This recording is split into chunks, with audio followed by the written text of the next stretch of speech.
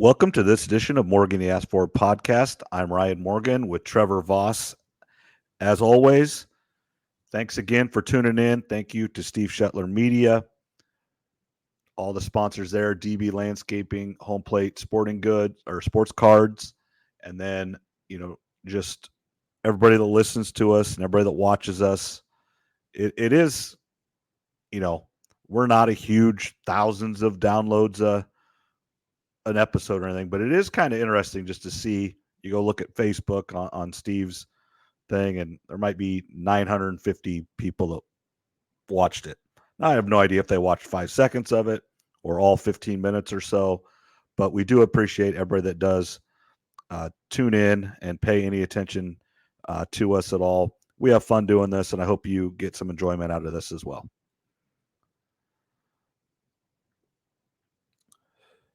Big thanks to all the listeners, Steve Shetler, Dan Bryce for helping sponsor us, all that. It's interesting to, like you said, whether they watch 5 seconds or listen or watch the whole thing, regardless, appreciate people taking time out of their day if they do listen. This is a little bit of the dead time of year, and for the last several years, we've kind of taken the summers off. But with Steve allowing us on his site and everything, we do want to produce the content weekly.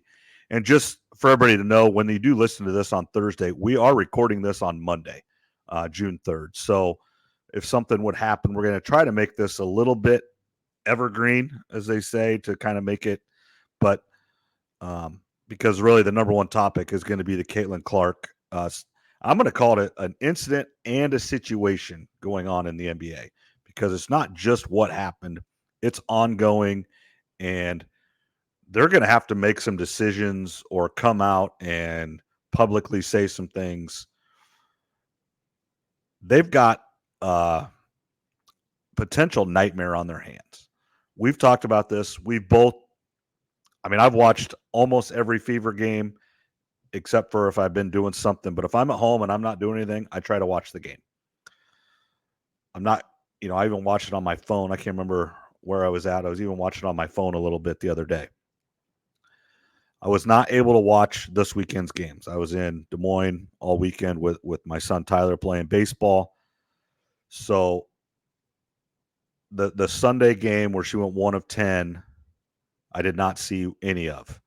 I did see a little bit of, I think was it Friday night, I think, with the Sky? It was Saturday because they played back-to-back. Yeah, Saturday at 11, yeah. So I was able to watch some of that in between some games there. So I watched some of it, but I did not watch the whole game live or anything. I'm sure everybody that listens to this have watched it or seen the highlights. And this is not new. She is getting manhandled physically every game. And they are not calling it. She's getting checked. She's getting more than normal. Now, there are some screens that are being set that are extra hard, but that's basketball. Now, we're going to get to this in a little bit. I think her teammates have a huge responsibility in what's happening to Caitlin Clark, and they are not helping it at all. And that's a conversation we're going to have in a little bit. But she essentially just got, you can see that girl, and I'm not going to, her name is hard to say. Her last name is Kennedy, but her first name's kind of a different, it doesn't look that hard, but that's not how I would say it, and what it really is different. You can see exactly what she said to her, reading her lips, and it's not nice. And then she just essentially hip checked her. I mean, there's no other way of saying it. The ball wasn't even in bounds yet, and it was not called a flagrant foul, and it was not upgraded during the game when they went and reviewed it. It was not upgraded. Now, the WNBA did come out and upgrade it after the game. And they fined Angel Reese and they fined the Chicago Sky because of the media response to it. So the WNBA did a little bit, but they did not do enough. And then she comes in and Sunday, and they won the game. So for their second win, they won by 1 point.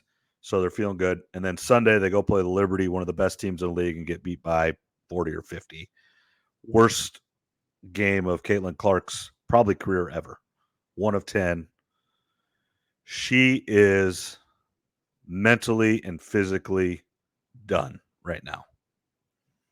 Whether it's just too much too soon, it's fine. She's finally starting to crack under all the pressure, and it's all of the above. It's the soup. It's everything, and it kind of. I hope that coach, they don't play till Friday. I don't think, gave them today off, tomorrow off, and then come back Wednesday, or at least her. I hate like the special treatment and stuff, but I hope coach or the GM or somebody said, get away. Don't touch a basketball. Don't come in here. Now, if she is a little bit hurt, which she has been getting beat up, then you need to take care of that stuff. She has to do that. But truly mentally and physically on the court, get away. And then come back on Wednesday, practice a couple days, and we'll go. That's the initial reaction to this from me. How about you, Trev? Initial reaction when it happened, I didn't like it. And I've got three different avenues I'll go down on this, I think. The first, watching it live, I'm like, well, that's probably got to be a technical.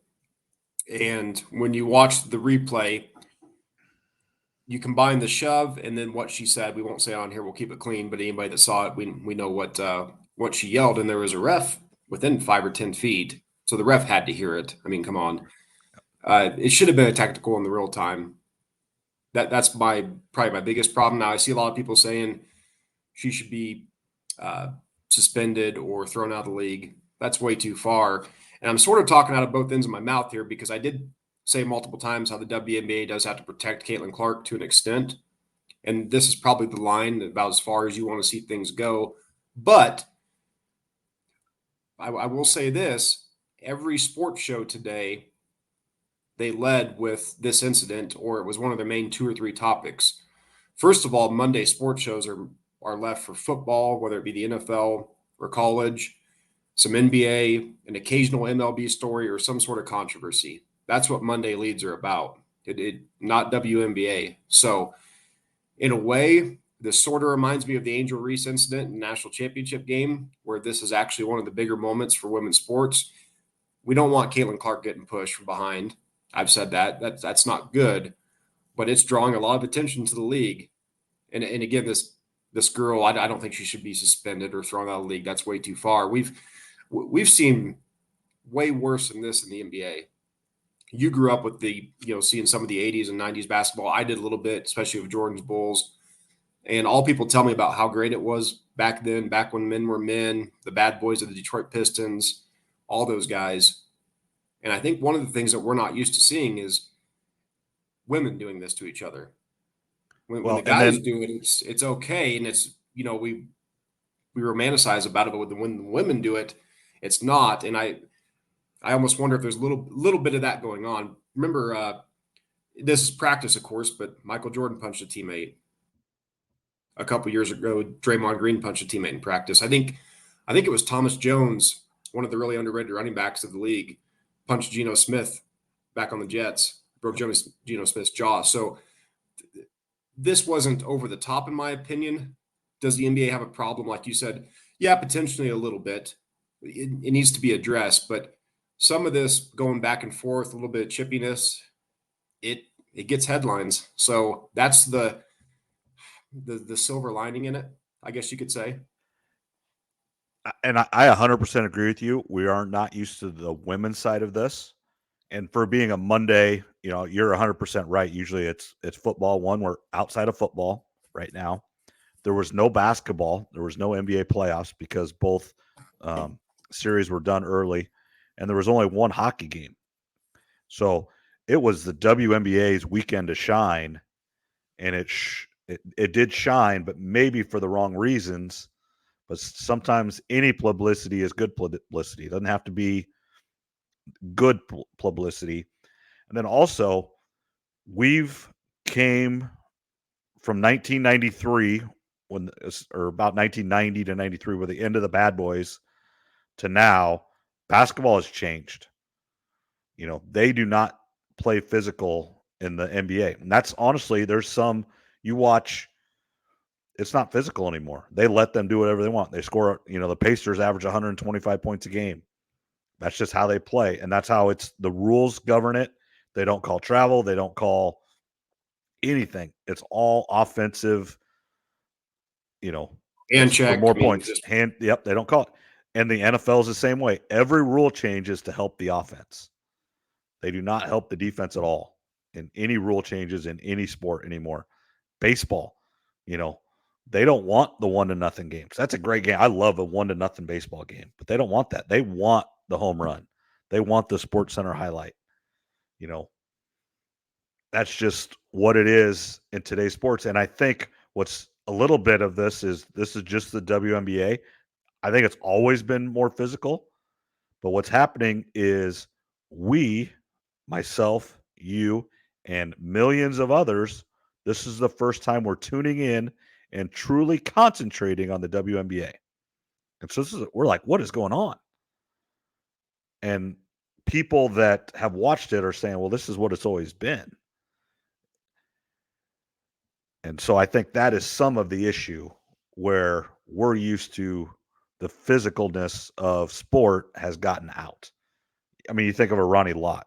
Ronnie Lott couldn't even play today. I mean, he'd get suspended and fined, and he'd just be, I'm out. But we all loved him in the early 90s. absolutely. Ronnie Lott I think he's one of the two best safeties of all time, him and Ed Reed. But you're right, he played a different game. He was an intimidator. He would lay you out. So I think I've seen some clips come up too on Instagram and stuff. I've seen some fights. Candace Parker's rookie year, there was a big brawl, kind of way worse than what happened to Caitlin Clark. So you're right. It's always been like this. The difference is we just haven't been watching. We haven't been exposed to it, and we're not used to seeing women do this to each other. So I think that's part of it. Going to her teammates, as you mentioned in your opening dialogue there. I think this is a huge issue. It is a huge issue, and I think we've seen enough of Aaliyah Boston to know she's just got too nice of a personality to probably be that enforcer. I don't think she's ever going to be that, and that's okay. That's not really a knock at her, but nobody on the team really seemed to step up or has this season, and you almost wonder, are even a few of her teammates a little bit jealous? Some people were talking about, and I don't remember this because I was still in the high school or junior high, whatever it was. When LeBron was coming out of high school, there was all the hype, and he went to Cleveland, and there were some Cleveland players who had some comments like, he's going to ride our wave. This is our team. They were even jealous of LeBron coming to their team in the NBA. So I wouldn't be surprised if there's a couple of her teammates that are maybe I'm not saying they don't like her, but envy is the word that's being thrown around a lot. I think there's probably some truth to that. But, this first year or two is going to be bumpy. 5, 10, 20 years down the road, a lot of these women will probably be really good friends. But right now, it's unprecedented. This is their Michael Jordan, their Tiger Woods coming in, and you can tell a lot of them don't know how to handle it. But her teammates have to step up for her because these cheap shots, maybe not this specifically like this though, but they're going to keep happening throughout the season. Maybe not with every team. I think the really good teams won't do it. They've got higher expectations and higher goals for themselves. But these mid to really bad teams, you're going to see it. And her teammates have to step up. I'm going to go farther with her teammates. I think some of her teammates don't like her. I'm going to go farther. Aaliyah Boston was 6 feet from there and did nothing. Even if you don't actually do anything, you run up there and at least get in that girl's face. They're all jealous of her. I'm going to say it. They're jealous. They don't like her. And I don't know if some of it is on Caitlin Clark and her teammates really don't like her, or if it's envy, like you said. But she is the reason. And Angel Reese came out today and said it's not just one person. That's BS. It is. She's the one that's selling out arenas. They've already had more people watch Fever games this year than all of last year combined. Every game that she's played in is sold out. Now, there have been other games sold out in the WNBA. Angel Reese is not wrong there. But every game she's played in has not been sold out. Every game Caitlin Clark's been in has been sold out. She's why they have charter flights. She's why they're going to make more money. They're not yet, but they're going to make more money. And a lot of these girls cannot handle it. And they are And her teammates, every single one of them should have ran down there and, I mean, you don't want to see it, but push that girl, kind of like what happened in that South Carolina LSU game in college. Right or wrong, that girl's brother jumped up out of the stands and defended his sister. Wasn't going to have it. Now, is that completely wrong? Absolutely. Did I think Cardoso push the girl down or whatever? Was it wrong? Yes, but it was correct. I told you I loved it. Yeah, that's what should have happened in that game. And then here's the other thing. If it didn't get handled, that coach should have lost her Evan loving mind. You get tossed, you throw I mean, you go absolutely nuts when that is not called a flagrant or a technical. And that coach is so out over her skis, she has no idea what's going on. Not just on the basketball floor, but just in general. And I think, honestly, that is the reason the Hawkeyes were so good, is because Lisa Bluter, and I think it's why she retired. She was just done because it was so hard, and she worked so hard, and it did it perfectly for that situation with that team, with Caitlin Clark, to make it still about the team, but everybody knowing it is about Caitlin Clark. And Lisa Bluter will never, ever get enough credit for that. And she's getting tons of credit for it because people are seeing it now.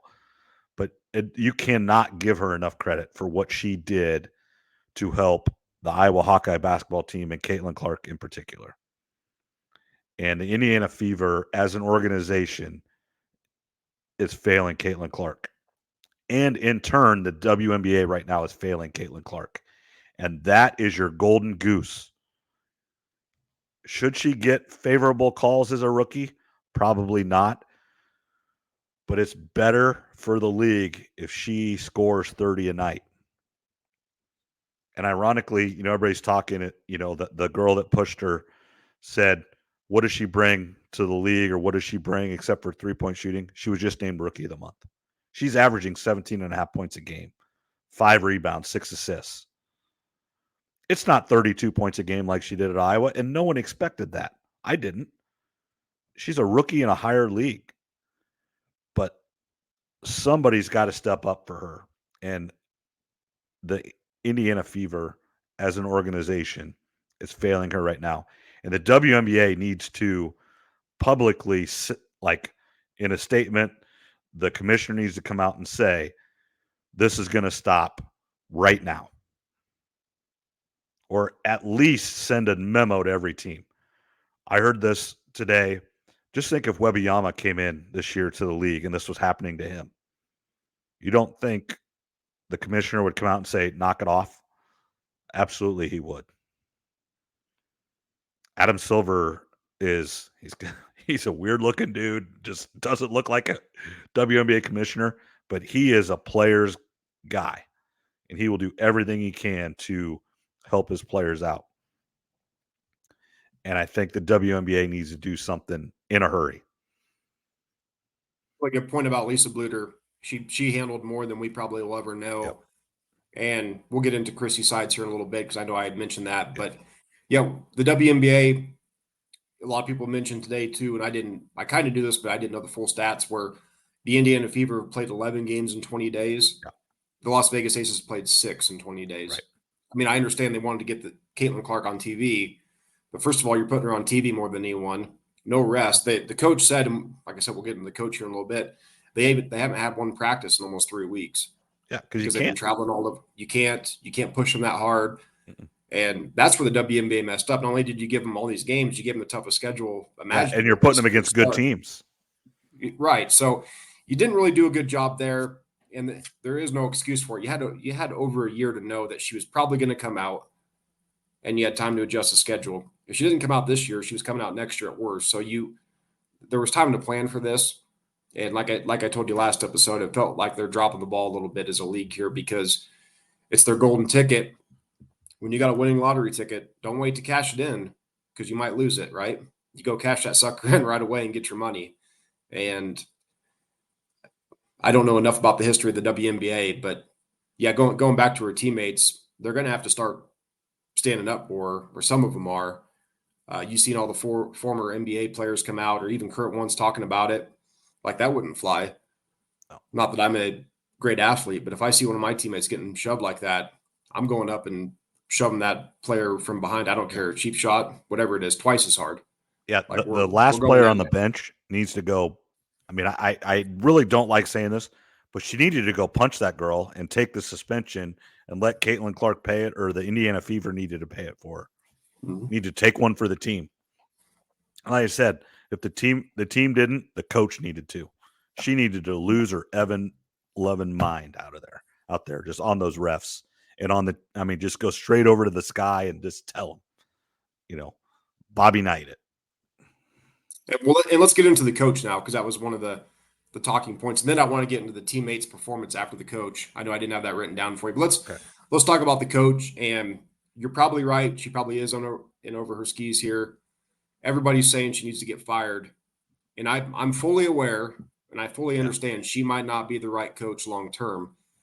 The problem with just firing a coach, and I've seen it in the NFL for a long time. Let's say they give her 5 more games and they fire her. What's going to happen? Well, they're going to name an intern head coach, probably somebody that's already on the staff. They're going to coach the rest of the season. They're probably going to finish with a bad record. After the season, what are you going to do? Go find another head coach, a big name. So in 12 months, Caitlin Clark's going to be on her third different coach. Yep. That's not a recipe for success typically. Nope. And what happens if you give that coach 2 years and it doesn't go well? Now all of a sudden, Caitlin Clark's going into her fourth season. That's her last year under contract of the Indiana Fever, and she might be on her fourth different head coach by then. And if that's the case, she's not re-signing with Indianapolis. I would highly doubt. So you're going to lose her. So it's easy to say fire the coach. I get it. I mean, she might not be it, but you better have a plan. You don't just fire a coach for the hell of it because the fans are yelling. And the GM for the Fever, she came from Seattle, and I think she won a couple championships there, or at least one. I think they had back-to-back picks back in the day. So I assume she knows what she's doing. But all the fans love to scream fire the coach. Like I said, I'm fully aware she might not be the right one, but you better have a plan in place because if you don't, you could be on coach number 3 or 4 before Caitlin's even played out her contract, and that's a real problem. Yeah, she's in over her skis, but I 100% agree that just firing her right now is not the answer because they're just not good. I think they need to make a few transactions. I don't know when the trade deadline is. I don't know how they cut. Hey, real quick, I actually forgot to look it up today when I was driving. I meant to look it up when I got to the hotel here. Does the WNBA even allow trades as far as players? I have no idea. I don't either. That's something I don't know. I was wondering about that. It must be easy to cut people and sign people because there's a lot of people like there's been a lot of Iowa State when like Ashley Jones, she'll be on a team, cut, go to a different team, cut. I mean, well, and then you look at get off topic a little bit, but kind of, Kate Martin has established herself with the best team. And we talk about this in the NFL situation with quarterbacks, the fit. Kate Martin is in the rotation playing meaningful minutes for the best team in the league because of she's a really good player, but she got in a great situation. And they cut their first round draft pick, who was not that far behind Caitlin Clark in total points scored in basketball, in women's basketball history. I think she's top 5. They cut her 3 weeks in. Yeah, Kate's doing good. It's almost a bad look for Indiana because I think Indiana passed on her with their second round pick. Yeah. And people were saying you got to draft Kate Martin. And I thought, I don't know, it might be good for them to go their separate ways. Well, maybe it would have been good if they would have taken her. Looking back on it, hindsight. But yeah, fit matters. But yeah, the coach. I mean, she's probably not the right coach, like you said. But again, you really need to have a plan in place. And was there anything else you had on the coach, specifically things you're seeing, or I think more than I don't even care about the in-game basketball stuff. I think it's everything else. She's not. The team doesn't look organized. In the situation that happened, they're not together. Whether it is Caitlin Clark just kind of being hard to deal with, and she might be. I have no idea. I don't know Caitlin Clark to anybody. I've never met her. I've never seen her. I have no idea. But it's not kind of the old age saying, bad teams, no one leads. Good teams, coaches lead. Great teams, players lead. Well, that's a bad team. No one's leading right now. Yeah, and you can see it. Like I said, if the coach would have lost her mind and got a T and whatever, then she's leading. It's not a great team, but at least she's leading. But the players didn't lead in that situation, and the coach didn't lead, so no one's leading, and that's why they're a bad team. Yeah, they just took it. Caitlin went to the ground. They just took it, and that's not that you can retaliate every time, but they're going to have to retaliate. I think you needed to in that one. In that one, no, I agree in that one. You're going to need to, though. And now everybody in the media is calling them out, and rightfully so. So they have to hear it for sure. They definitely hear it. Speaking of the Fever, the coach, and then we'll get into the players a little bit. Their next 9 games are pretty favorable now, if you look at their schedule. Yep. So you got to give sides the month of June, like I text you. Yep. You got to give her this month at least. See how they do. They're going to play some more teams that are closer to their competition, because when you watch that game Sunday night, that was like watching Alabama play Vanderbilt. Yeah, they're in the same conference, but it's 2 different teams out there, and you could really tell that. So I think they've got some winnable games coming up, and what happened Saturday, and then Caitlin's performance Sunday night. I was texting somebody. I think this is the lowest of the all-time lows it's going to be for her. I think it's only going to go up now. This is, like we said, 11 games in 20 days. This incident, her worst shooting performance probably since she was even able to shoot a basketball in her life. So I think it's going to get better from here. This is the lowest that's going to get. It'll start to slowly get better now. I 100% agree. It's too bad I had to come to this, but the WNBA and the Fever organization and her teammates need to help her out. And unfortunately, and you had it's jealousy, it's envy, it's rearing its ugly head right now.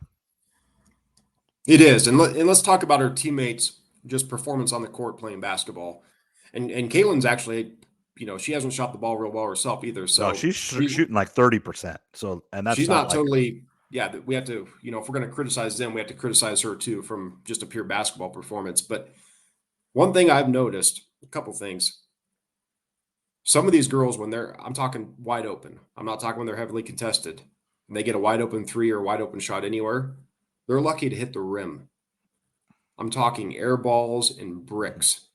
And the difference is when you so bad. I'll send you a highlight of Caitlin's teammates missed 3 open layups Saturday against the Chicago. I mean, wide open. It's like a 10-second clip. I'll send it to you.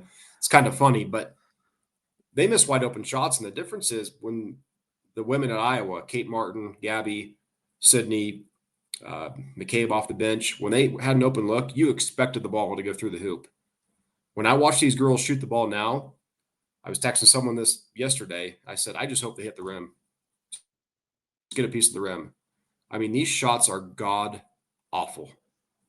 It's that bad. I mean, they could barely hit the backboard, and they're wide open. And again, I'm not talking heavily contested shots here. I'm talking where you have 2-3+ feet of space, as open as you're going to be in professional basketball. And they don't come anywhere close to hitting the rim. I think Saturday or Sunday I heard a stat that the Fever led the league last year in missed open shots, whatever that means technically. And this year they're leading it again, which isn't a surprise if you've been watching them. So, and even Caitlin's missing shots that we're not used to seeing her miss. Part of me jokingly thinks it's a weird basketball, but the flip side is the really good teams in the league, they're making their shots. So it's not the basketball, even though I don't like the way it looks. Yeah. No, I noticed that too. And I think they take just some bad shots in general. That's where a little bit of the on-court coaching isn't great. But that's not their biggest issue. They're just not very good. And there's a reason they've had the number 1 pick the last 2 years, and they're well on their way again. So I don't know if it's a money thing where they're not able to go sign free agents, or like you said, I don't know if you can trade. I don't know what you do or how you do it to get your players besides the draft. I have no idea. But yeah, they're not good. Um, Aaliyah Boston for being a number one pick and how dominant she was in college. To me, she's been very underwhelming this year. And she was rookie of the year last year, correct? Yeah, she averaged like 14-8 or 14-9 last year. Her stats are definitely down. She actually did have a pretty good game Saturday, passing the ball. But again, she had some really good passes, and her teammates just missed easy shots. But yeah, she's been a little bit disappointing. The team as a whole is just they're not a good team, and that's the biggest thing. There probably is some talented players there, but the team they're not like a family, not a team like the really good teams are, and you can just tell whether that's the coach's problem, a lack of talent, all the above. I don't know. Agreed. Oh, real quick on the trade deadline too. Again, I don't know if they have one or not. If they don't, they're missing a golden opportunity. What's one of the best parts of the NFL season? The trade deadline. You and I, It's probably two or yep. three episodes, we talk about potential trades and then trades that do happen. It's in the media a lot. If they don't have a trade deadline, they should make one, or ability to trade players in season. Right. If they don't have that ability, they should change that because it creates headlines. 100% agree on that. It just anything you can get attention to your league, and yeah, I mean, and a lot of people may not know about it, but let's just say it wouldn't happen. But let's just say the Fever would trade for Cardosa, just because trade Boston for Cardosa, just because that would be a headline, and it would be on Sports Center, and they would talk about it on First Take, and they talk about it on PTI. That would be a discussion point, and that's never bad. Yeah, absolutely. So if they don't allow the ability to trade players in season, they need to really look into that because that's not only is it a headline in the NFL, it's a big headline in the NBA too. Yep. That's a whole month of discussion on Well, sports shows. baseball is Baseball too, huge. yeah. Baseball is huge. That's probably the Baseball's biggest. fallen down the list on popularity, but the deadline in baseball is huge. Actually, Mm-hmm. there's that. They're talking about that for 3 weeks ahead. Who's selling? Who's not? And a team wins 7 games in a row right before the trade deadline, and all of a sudden, they're not. Now they're not, and they try to add a player, and then as soon as the deadline's over, they got that player. They go and lose 7 in a row, and they're right back out of it. And now but it's fun, and they talk about it, and that's what's so interesting about trade deadlines in general. Yeah, it's another way to be in the headlines in sports. This incident that happened over the weekend, it's you don't want that, but it does have them in the headlines. So, for right now, it's got them in the news. So there's a lot that the WNBA has to do to improve, whether it's changing some rules, trade deadlines, figuring out scheduling conflicts, adding new teams. Again, let's just go back to normal basketball, but that's a small thing on the list. But I'm going to gripe on that till the day I die, I think. All right. Next on our list here, I think that's, we've 33 minutes on the WNBA. That's pretty good. Not bad. All right. Kind of in the same vein, and they're actually playing in the gym that the Connecticut Sun play. Iowa State will be going to UConn December 17th. Iowa State, obviously UConn's going to be one of the favorites coming in. South Carolina, I would assume, will be number 1 again. I'm not 100% sure who they lost and who's coming back out of that team. But Iowa State, I believe, will be about a top 10 program when the preseason polls come out, which is who cares, but it does matter when they play December 12th or December 17th. If they have number 8 by their name and UConn's number 2, that's a big game. When they play in March, if they play, whatever they have. But it is a big game in December in Connecticut, not in stores, but at Mohegan Sun Casino where the Connecticut Sun play. So it's technically a neutral site game, but not really. Not really a neutral site, but sort of technically, like you said. Big time matchup. I was actually really glad to see that. That's going to be a great game for both programs, specifically Iowa State.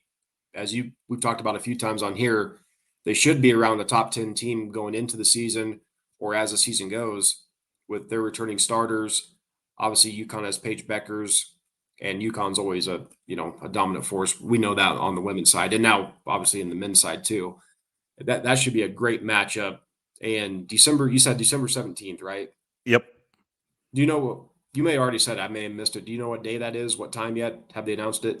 I haven't No looked at the time. calendar, but Let me look at my calendar real quick. I think I can find it here real quick.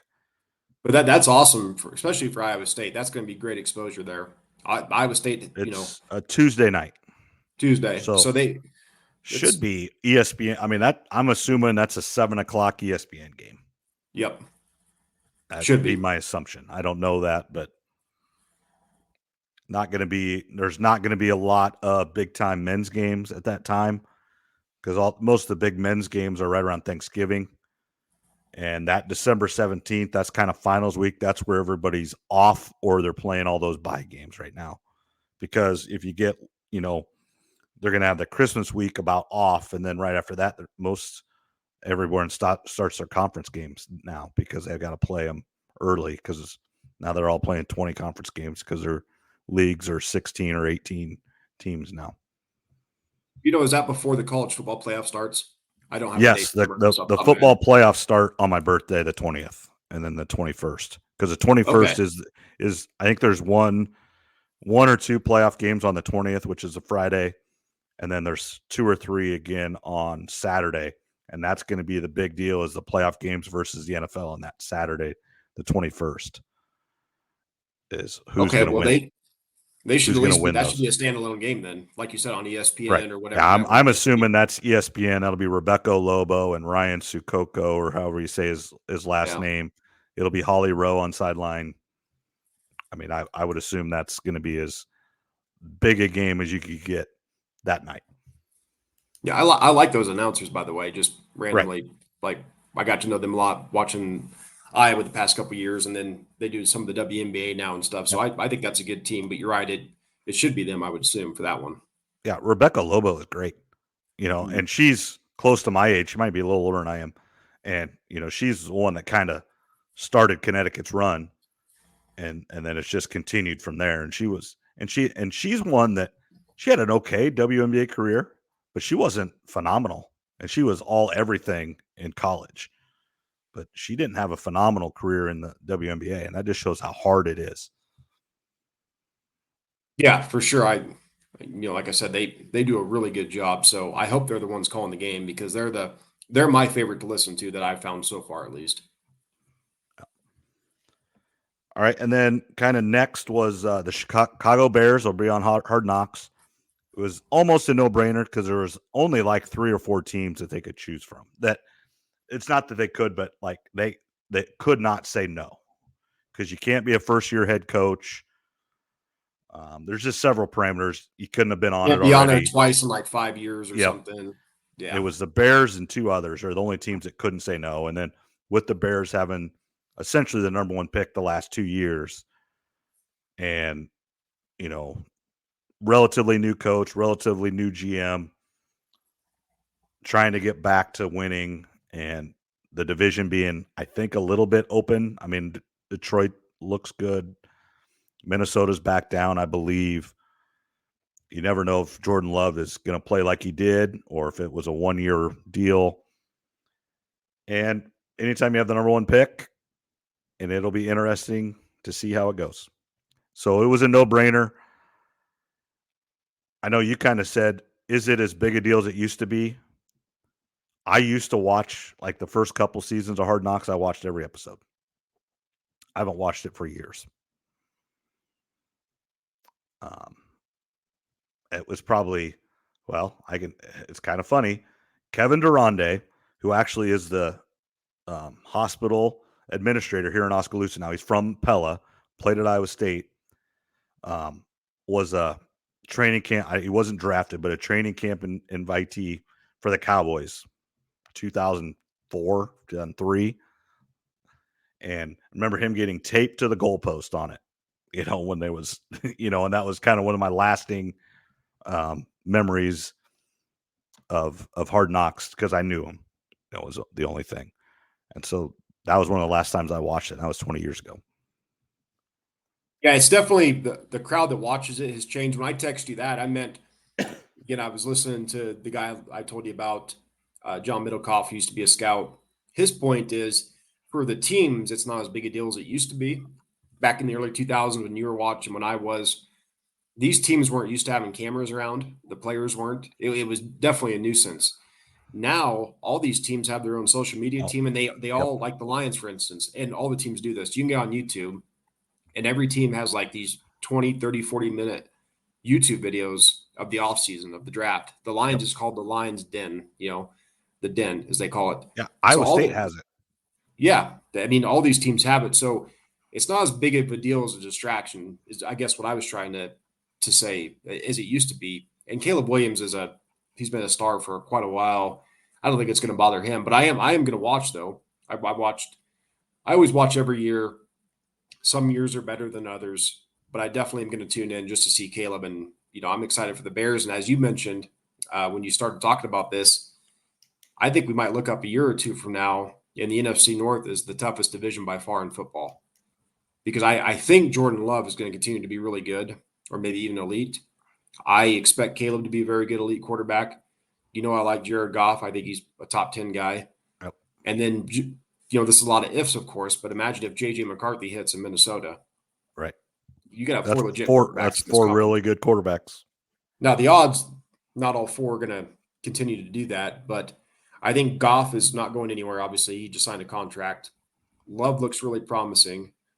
Caleb's one of the better prospects we've ever seen come out of college. And J.J. McCarthy should have really good talent around him. So Yeah. we They could just we could signed look up in a Jefferson. year or two. Yeah, Yeah. we could look up in a year or two, and this is the toughest division in football. Just as potentially the Bears are finally getting their franchise quarterback. Exactly. Right. Yeah. Jefferson just signed his deal, $110 million guaranteed. So, which you think that's a lot, but then you look at the basketball and the baseball, money, and it's not even close. But it's still really good money.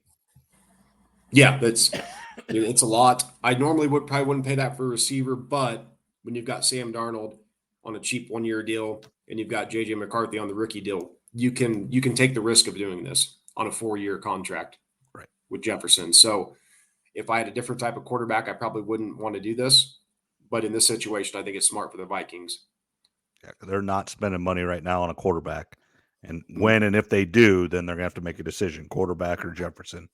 But they've Right. got 3-4 years to decide that now. Yeah, and there's enough talent with him, Jordan Addison, TJ Hawkinson, Aaron Jones. You'll know if JJ can play or not. Another storyline in the NFL that's not really getting reported much in the national media is Christian McCaffrey hasn't been at the voluntary workouts, and a lot of people are saying it's because he's getting married, which is true. He wants paid more money, and Yeah. I wouldn't be surprised if this becomes a deal. And I'm guilty of this too, but everybody's saying, well, he's making 16 million a year. Well, actually, he's not. He's only making 11.8 because he got an upfront signing bonus from the Panthers. So, Brandon Ayuk's looking for a new deal. Look at the deal that Jalen Waddle just signed a few days ago. That's probably the ballpark that Brandon Ayuk is going to get paid. The question is, do the 49ers pay him that or another team? And Christian McCaffrey does what Brandon Ayuk does, basically alone in receiving.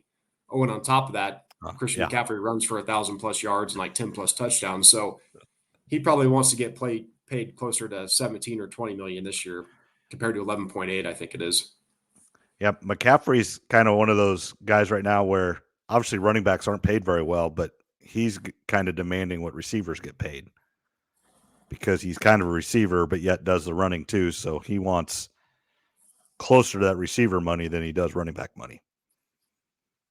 Yeah, he's the best running back in the league, and he's essentially a number 2 receiver on any team in the league. So that's how well rounded he is. So he definitely, if there's a player that deserves a running back that deserves to get paid a lot of money, it would be him. So I think this might become more of a story as the offseason moves on. Right now, the national media really isn't, at least that I've seen, isn't reporting it quite as much yet. But I think that will change here moving forward. All right. Anything else? Not a lot. I was going to text you. I thought maybe we'd do it tonight. We'll do it here in the near future. I think what we should do is we'll do our way too early, predict our 12 teams to make the college football playoff. Okay. And then before the season starts, we'll do our So official so ones. do it, in the next 2 or 3 episodes, and Yeah. then do it, August 15th, where if Right. someone gets hurt in practice or something we know, or something happen, that's the, I like doing future bets and everything, but it's to make a bet today is really hard because what if so and so gets in a car wreck tomorrow? Not that that can't happen the day before any game, but I always go back to the movie The Program, which is one of my favorite movies growing up in high school. I watched it probably 100 times in high school, where the quarterback had the motorcycle, and when he showed up to training camp, the coach took the keys. No motorcycle during the season. I mean, just things Yep. like that. I mean, you just never know.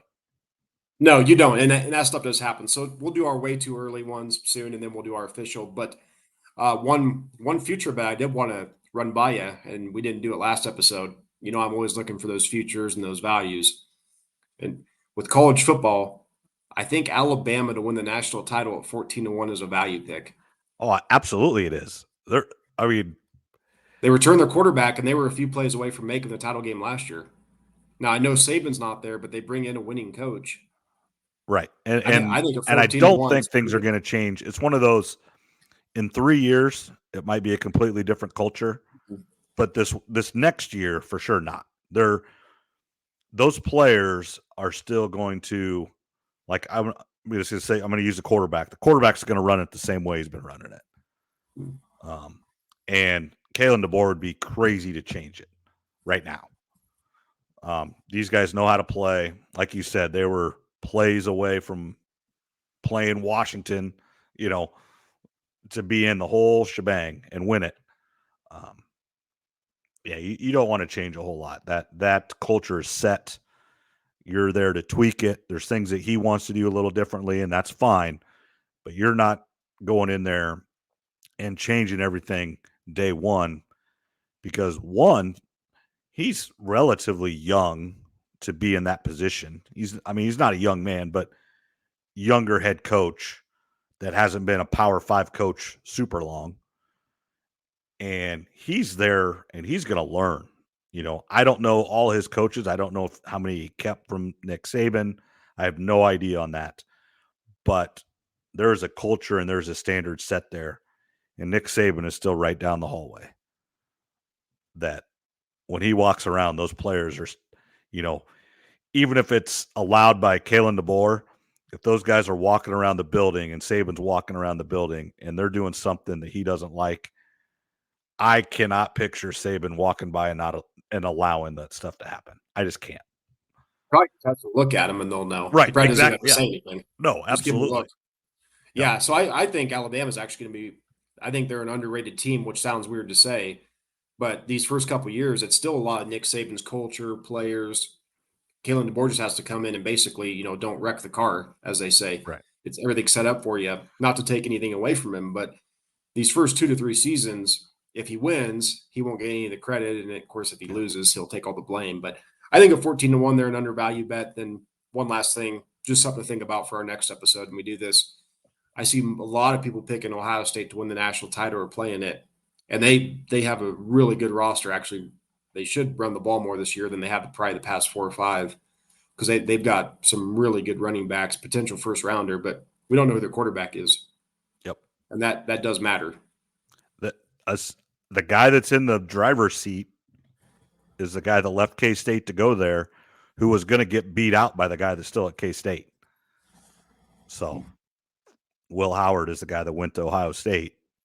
But Will Howard was hurt for 2 or 3 games, and Avery Johnson played really well, an elite athlete.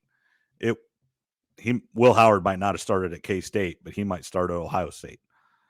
That's what's crazy. Yes, I mean, they definitely should be one of the favorites, but I kind of like Georgia, Texas, and Bama right now, with Ohio State in the mix, of course. But anyway, just some stuff to think about for next episode. I think we should do our way too early. Pick the 12 teams that we think are going to get in, and then we'll do our final ones before the season actually starts. Nope, sounds good.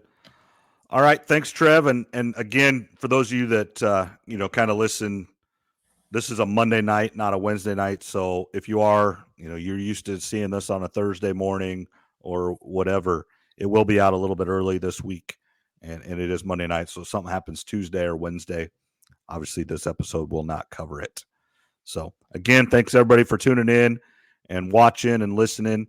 And we'll talk to everybody next week. For Ryan Morgan, I'm Ryan Morgan, and for Trevor Voss, we'll talk to you next week. Thanks, everyone. Good night.